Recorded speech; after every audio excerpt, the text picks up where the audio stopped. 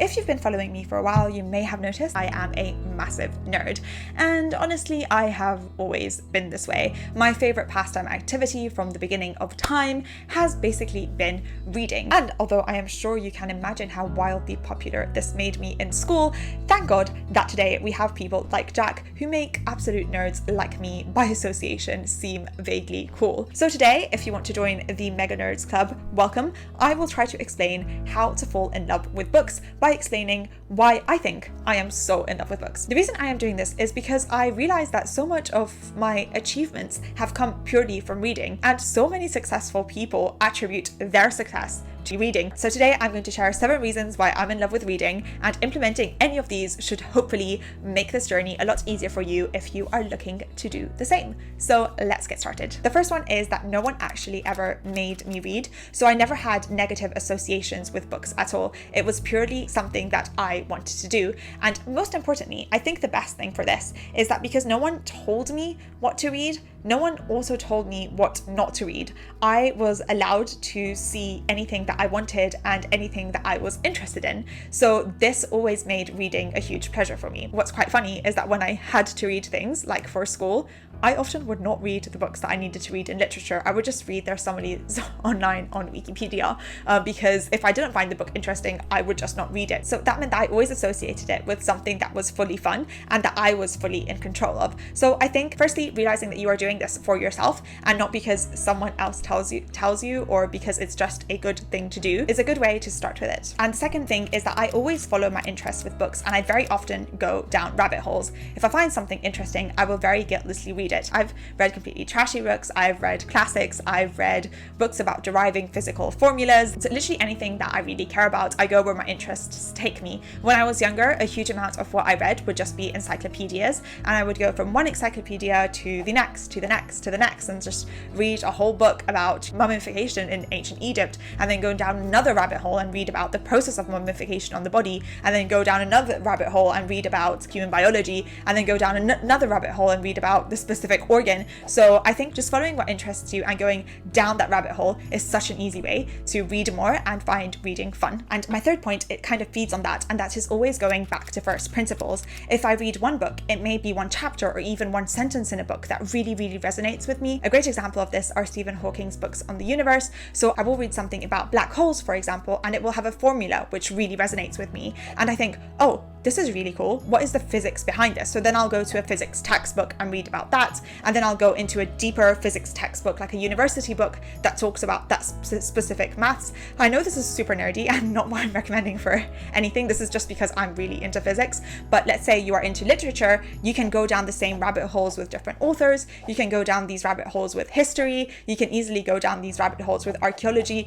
literally anything you are interested in. And it only takes one thing that can prompt you for what book to go to next, and you can easily form a reading list for yourself super simply. The fourth point is that I don't really care about what is hot at the minute or what is cool. For example, I never read 50 Shades of Grey or Twilight or The Hunger Games. If a book doesn't interest me, it just doesn't. And because it's mainstream may mean that it's more accessible, but if it doesn't resonate with you, I think that it can add to you not liking books. If you're trying to read what all your friends are reading and saying is great and is not right, you might feel that, oh, I guess I'm just not a reader then. But that's not necessarily the case. So I sometimes think that avoiding mainstream books might actually be a good idea, and finding your niche or finding people with whom you resonate with, especially online, that's super easy to do now, and seeing what their favorite books are, you're much more likely to find books that are more related to you. For example, I read Time Enough for Love. It's a very niche book, which is now one of my favorite books, and I heard it on a podcast of someone on Tim Ferriss. So it was just this one scientist on Tim Ferriss with whom I thought, oh, I really love this.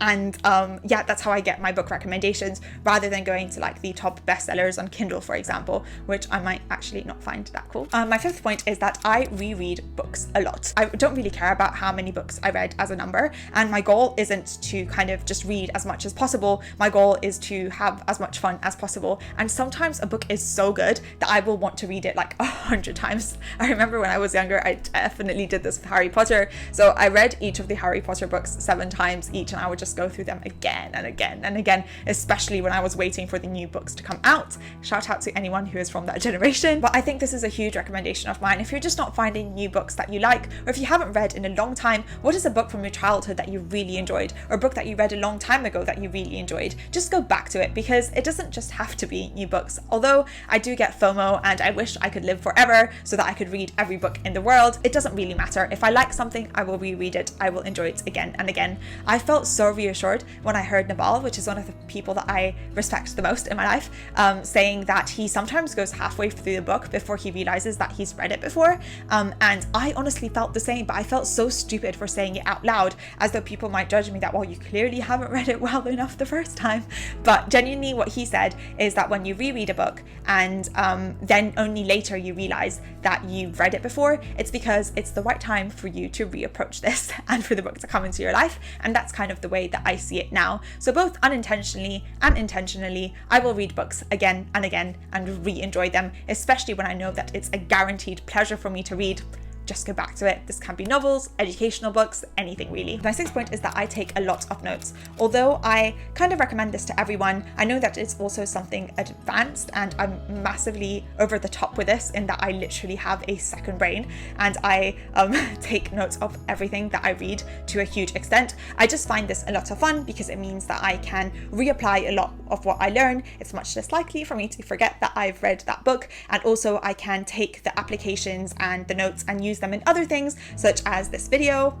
I'll show something from a book later in this video, and also other things that I produce. I will often pull information from those books and connect them with each other. So note taking kind of means that you're more active in engaging with a book. You're more active in general than just passively getting information. So definitely something that I would recommend. And the 7th point is that I don't feel guilty about my approach at all. Sometimes I usually have 3, 4, 5, maybe even 10 books that I'm reading at once in a way. Sometimes it takes me one afternoon to read a book. Sometimes I read 2, 3 different books at different points in the day. Sometimes I will sit down and binge read a book very, very slowly for a week and read nothing else in that time.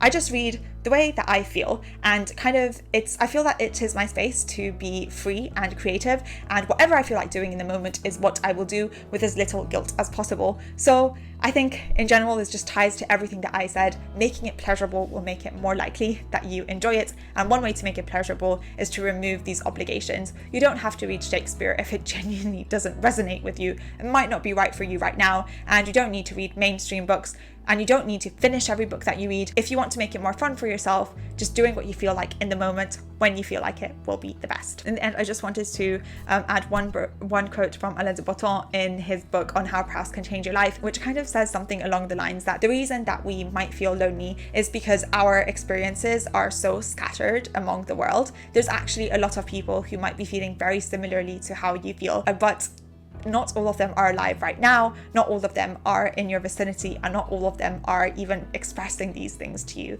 But reading books can unlock so many people who are going through the same thing that it just kind of makes you not feel alone, and also gives you so much pleasure in connecting with the universe and with life in a way that is so private but also so communal that it's absolutely ridiculous. So yeah, on that note, those were my top recommendations on how to make yourself fall in love with books. I honestly hope that this was helpful in any shape or form. I would genuinely absolutely love any sort of book recommendations that you think might be a fit for me, or that you particularly enjoy a lot. But yeah, thank you so much for spending this time with me. I hope you have a wonderful rest of your day. Be kind to yourself and others, and don't believe everything you think. Bye!